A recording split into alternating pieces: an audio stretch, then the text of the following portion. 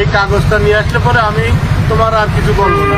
সড়কে চাঁদাবাজি বন্ধ করলেন জামায়াতের এমপি আবু তালিব। প্রকাশ্যে চাঁদাবাজি কিন্তু দিনের পর দিন নীরব দর্শক প্রশাসন। কিন্তু এবার সরাসরি মাঠে নেমে অবৈধ টোল আদায় বন্ধ করলেন ঝিনাইদহ 4 আসনের জামায়াতের এমপি আবু তালিব। তোমার যে পৌরসভার কাগজ আছে না, যে তুমি এই থেকে এত টাকা দেবো আর ইচ্ছা থেকে এতটুকু বললে, এই কাগজটা নিয়ে আসলে পরে আমি তোমার আর কিছু বলবো না।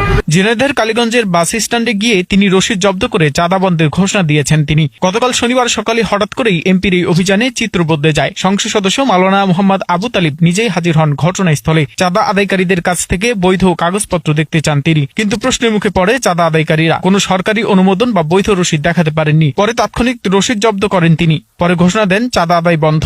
তাহলে তুমি আমার যতক্ষণ আমাকে না দেখাচ্ছ বা পৌরসভাতে কথা না বলাচ্ছ ততক্ষণ অফ থাক, ঠিক আছে?